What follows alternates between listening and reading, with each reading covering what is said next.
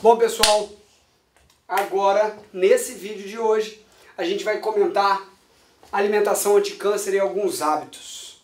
Nossa, doutor, mas existe alimentação anti-câncer? Existe. E não é um, não são dois, nem 3, nem 10 relatos.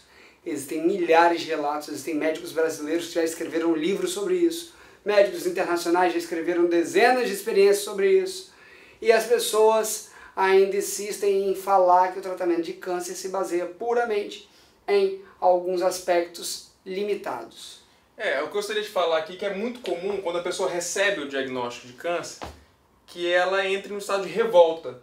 A fase do luto, né? Ela fala assim, já que eu tô com câncer mesmo, vou enfiar o pé na jaca, vou enfiar o pé na jaca, eu vou comer tudo quanto é doce, vou comer tudo quanto é massa, vou parar de fazer atividade física, e não é bem por aí. As chances caem muito quando isso acontece, né, Juliano? Exato. Porque assim, gente, quem viu o vídeo anterior sobre câncer que a gente comentou, quase 20 minutos de vídeo, o câncer ele depende puramente, ele é ávido, ele é louco, ele é sedento, ele é viciado por glicose.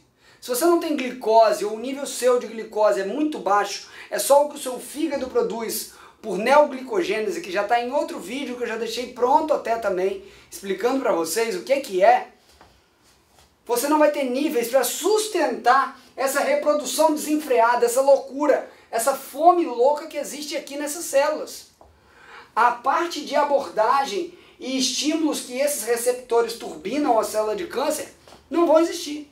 Entenda a célula cancerígena como uma célula que gosta de papar muito, ou seja... É o Pac-Man. Exato. Ele está ávido por açúcar, por carboidratos, por glicose de forma geral. Então, se você faz uma alimentação cetogênica ou faz um jejum intermitente né, que você pode fazer ainda os dois, você vai reduzir muito o quê? A comida que essa célula precisa para se proliferar, para se reproduzir. E aí, se você adicionar, além disso tudo, tratamento como cirurgia, radioterapia, quimioterapia e outros tratamentos convencionais, aliando a uma dieta cetogênica... Não só dieta, mas mudança de mentalidade, mudança de comportamento. Tem paciente, gente, que depois que tem o câncer diagnosticado, ele passa aí em toda festa. Ele fala, graças a Deus eu tô vivo mais um dia e eu fui convidado para essa festa, eu vou porque meus dias estão contados. E era o mesmo cara que há um tempo atrás falava assim, pô, não aguento mais festa, toda hora eu tenho que comprar presente, toda hora eu tenho que ir. É o cara que sempre reclama. Muitas vezes pode não ser o que sempre reclama, mas que existe um pessimismo em volta de vários pacientes que têm esse tipo de quadro, ou um mago, ou rancor, ou um cara que não consegue externar o que pensa. E não é só isso, né, Juliano? A glicose, ela estimula o quê? A insulina. Exato. E a insulina, ela é o quê? A insulina tem estudos multicêntricos sendo feitos no mundo inteiro. O que é multicêntrico? Vários centros gigantescos, tudo milionários. Analisando a insulina você estimular como isso um estímulo de fator cancerígeno. várias vezes ao dia, aqueles vários picos de insulina que você faz. Ou então mantendo a nível alto, constante, por isso que diabético tem mais câncer também, em alguns tipos bem específicos. Então isso aqui, ó, a insulina, ela é promotora do câncer. E existem outras substâncias, como substâncias pró-inflamatórias e pró-cancerígenas. Fator de necrose tumoral, algumas substâncias produzidas pelas células de gordura, que são os adipócitos, por isso que o obeso, a gordura visceral está associada ao câncer também. Então a gente precisa entender isso tudo. Por isso que a alimentação tem um peso, uma coisa fundamental, tanto na recuperação do paciente com câncer nas fases iniciais e até um câncer avançado, como a gente já falou, que houveram casos de melhora. Ó, outro despertador tocando aí. Houveram casos de melhora no paciente já com metástase, né? Já com metástase, como aquele livro.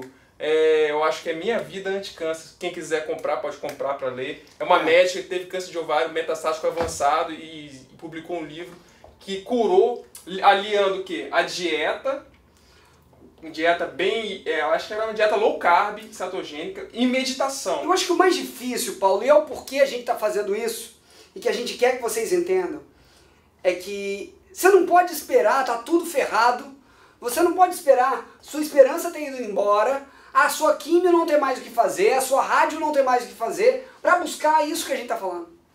Isso aqui tem que ser Essa prevenção. abordagem é junto. Não, É desde o início. É, desde o início. Independente de qualquer coisa, desde o início você tem que entrar com o máximo. Gente, se raciocina. Se eu tenho uma teia de aranha e ela está fixada em 20 pontos, eu não consigo derrubar ela analisando um ponto só. Eu tenho que tirar todas as causas, eu tenho que passar ela em volta, senão ela vai continuar agarrada. E no caso do câncer, continuar agarrado num ponto significa que você pode proliferar novamente.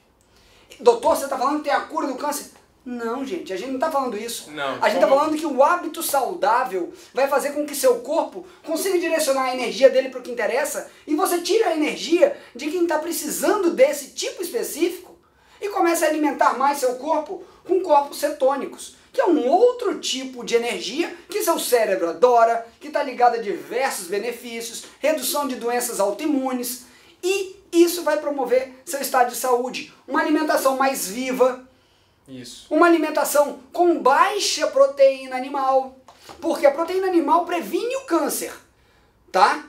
A glutamina, ela previne o câncer, mas depois que você tem uma célula cancerígena, ela estimula o câncer mais ainda. Então, o que antes previne, depois pode estimular mais. E ainda tem a questão dos embutidos. Que Sim, tem os nitritos e nitratos elevados. Tem a questão do sal. O sal por si só é cancerígeno. O Sódio. sódio puro elevado, não estamos falando de sal do Himalaia, É. do sal cinza, que tem mais de 80 minerais. O sódio está associado, por exemplo, ao câncer de estômago. Quem não sabe disso. E todo tipo de fast food, esse tipo de alimentação. Existem ainda os hormônios incluídos nos alimentos. Por exemplo. Exatamente. Hormônios ou metabólitos de hormônios, igual a zearalenona, que na verdade usa para o crescimento do frango, usa antibiótico nele, um metabólico de antibiótico gera essa proteína. E essa proteína gera estrogenicidade na menina, por isso que a menina fica com peitinho, por isso que ela tem efeitos estrogênicos por conta dessa substância. Micotoxinas, que estão dentro de leguminosas, que estão dentro de armazenamentos, e que você pode torrar o amendoim em 10 anos, ela vai continuar lá. E vai ser processado pelo fígado e dar aumento de hepatocarcinoma. Então assim, o que a gente quis trazer aqui é mostrar para você, segue, veja os vídeos, leia os artigos da PMed, busque informação, abre seu horizonte. Existe muito mais coisa e que é benéfico pro tratamento, além do convencional, e isso tem que ser batido rotineiramente. A gente está batendo aqui nessa esperança. Porque a gente tem que abrir a caixinha para você conseguir pensar de peito aberto, de corpo e alma sobre isso. E se você gostou, conhece alguém que tem um problema parecido, compartilha, porque isso está sendo feito de coração. Nós paramos o que estávamos fazendo para vir para cá e mostrar isso para vocês. Eu tava lá laudando câncer no laboratório, quando eu liguei pro Juliano e falei, ó, Juliano, vamos fazer uma coisa falando de câncer, porque eu tô vendo demais. Eu tive a ideia tal e por isso vamos fazer isso. E aqui, gente, entra glúten, entra trigo, entra os maiores representantes de carboidratos da nossa dieta. Então, busca, leia, você é o maior interessado pela sua saúde, não delega ela para Paulo, que é médico, para mim, que sou médico. Puxa isso para você, toma a responsabilidade, bate no peito. Você tem que ser o gestor da sua própria saúde. E a partir do momento que você falar, tudo que acontece na minha vida é fruto da minha atitude. E ainda tem que olhar para os seus filhos, para as pessoas em volta, por exemplo. Ah, eu tenho um filho pequeno, vou dar tudo quanto é porcaria, mas um dia vai ser adulto e a chance dele de ter câncer, por exemplo, vai crescer muito. E aí vai falar assim, doutor, mas eu sempre fiz tudo certo e tive câncer. Mas tudo que vai acontecer a partir desse momento também é responsabilidade sua. Se você vai chutar o pau da barraca, se você vai tentar... Imagina, então é sempre assim. um dia uma mãe se vê responsabilizada por um filho com câncer. Que tristeza.